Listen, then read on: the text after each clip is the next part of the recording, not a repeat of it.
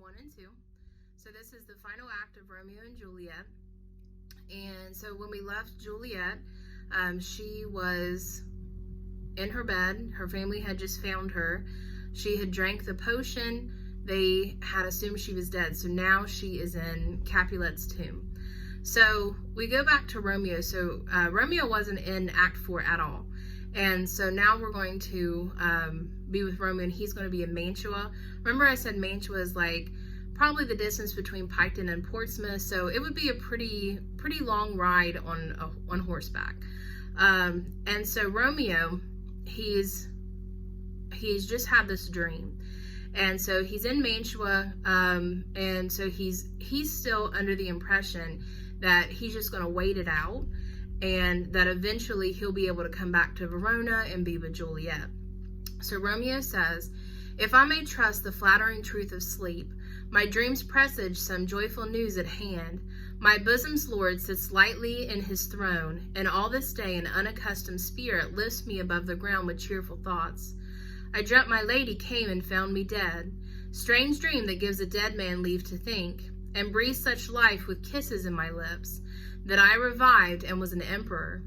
Ah me, how sweet is love itself possessed, when but love's shadows are rich in joy." So at this point, Romeo, he has a pretty good feeling about everything because he's had this dream.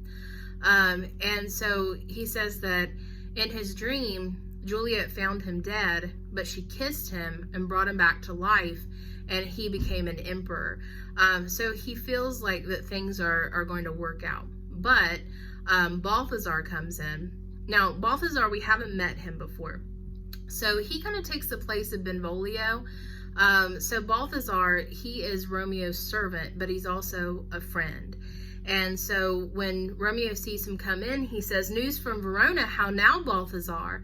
Dost thou not bring me letters from the friar? How doth my lady? Is my father well? How fares Juliet? That I ask again, for nothing can be ill if she be well." So he wants to know the news from Verona, if he has letters from the friar or Juliet. And so he says, if Juliet is well, then nothing can be bad. So Balthazar, he's kind of nervous, and he says, "Then she is well, and nothing can be ill.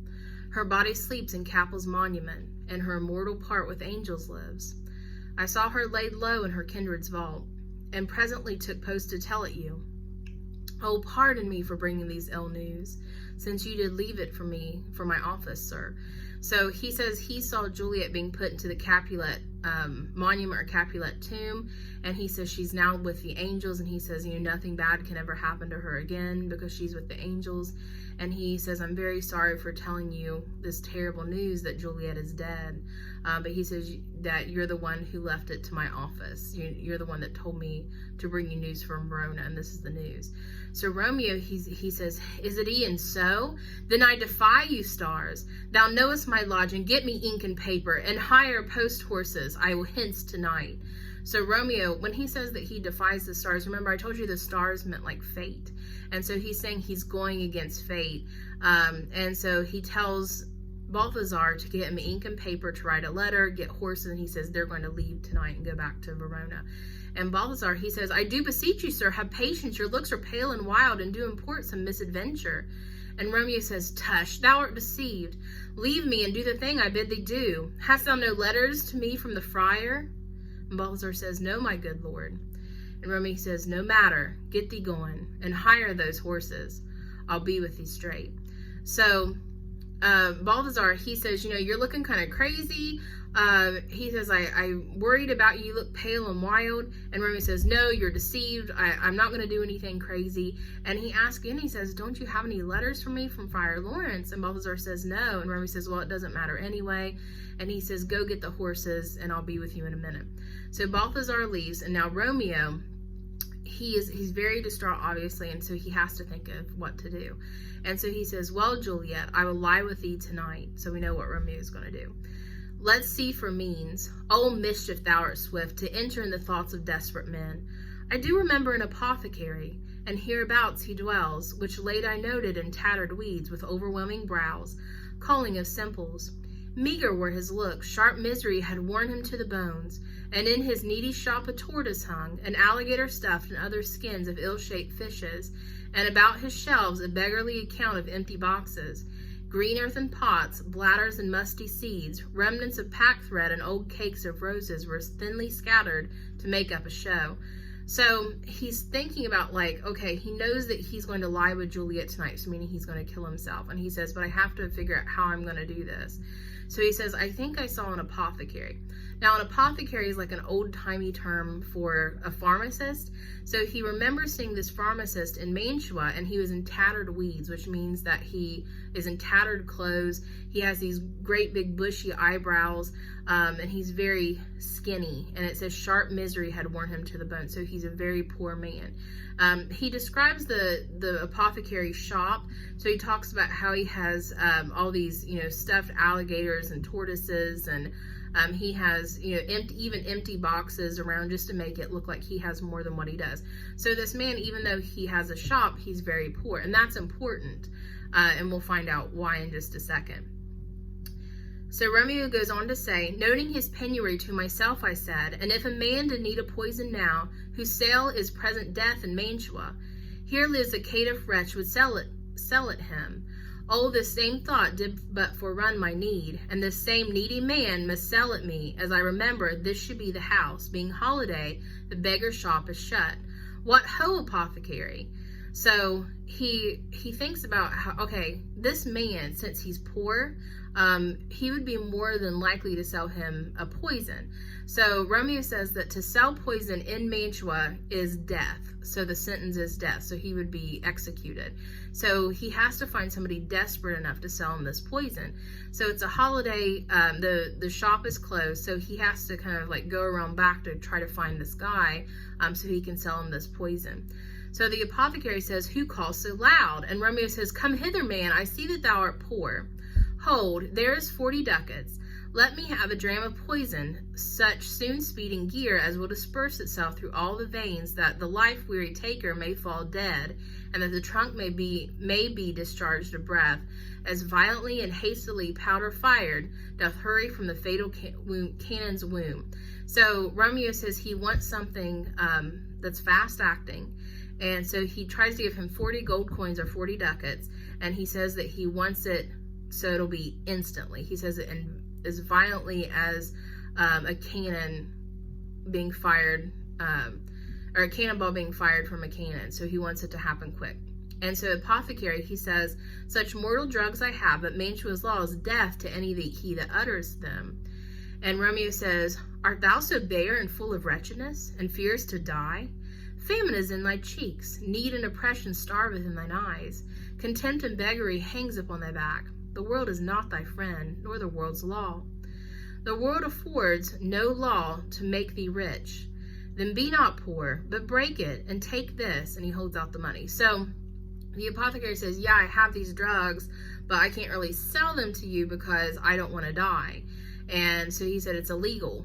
And so Romeo, he says, he said, you're almost starving to death, and yet you say that you're scared of death. He says, I see the famine in your cheeks, and he says that I see that you're very poor, and that contempt and beggary hangs upon your back. He said, the world's not your friend. And so he says, why would you follow the world's laws if the world is letting you be so poor and almost starve to death? And so he says, take this and be rich. And so then he holds out the money. So Romeo's pretty convincing here, trying to get the apothecary to sell him this poison. So the apothecary says, my poverty, but not my will, consents. So he's saying that he wants to, that because he's poor, but he says that his conscience isn't really letting him. And so Romeo says, I pay your poverty, not your will. So meaning he's paying him, not his conscience. And so the apothecary, he gives Romeo the poison, and he says, put this in any liquid thing you will and drink it off. And if you have the strength of 20 men, it would dispatch you straight. So he gives him a little vial, kind of like this. And so he says, take this, put it in any liquid thing and drink it. He says, even if you have the strength of 20 men, that it would kill you immediately. And so then Romeo, he gives the apothecary the money. He says, there's thy gold, worse poison to men's souls, doing more murder in this loathsome world than these poor compounds that thou mayest not sell. I sell thee poison, thou hast sold me none. Farewell, buy food, and get thyself in flesh. Come, cordial, and not poison, go with me to Juliet's grave, for there must I use thee. So Romeo, he says, when he gives the gold to the apothecary, he says that gold is worse for a man's soul than poison. It's done more harm in the world than poison ever has. So he's saying, kind of money is the root of all evil. Then he says that you haven't sold me any poison. He says, go buy food and get yourself in flesh, so fatten up. And so he calls the poison a cordial, which is like a medicine. And he says that now they're going to go to Juliet's grave because that's where he is going to use the poison. So now he's headed to the Capulet tomb. Okay, so this is scene 2. And now we're going to meet another new character, and this is Friar John. Now, Friar John is another holy man, and he is Friar Lawrence's friend. So he was tasked with taking the letter to Romeo that told about Juliet faking her death. So this was his job. So Friar John walks into Friar Lawrence's church and says, Holy Franciscan Friar, Brother Ho. And Friar Lawrence says, this same should be the voice of Friar John. Welcome from Mantua. What says Romeo? Or, if his mind be writ, give me his letter.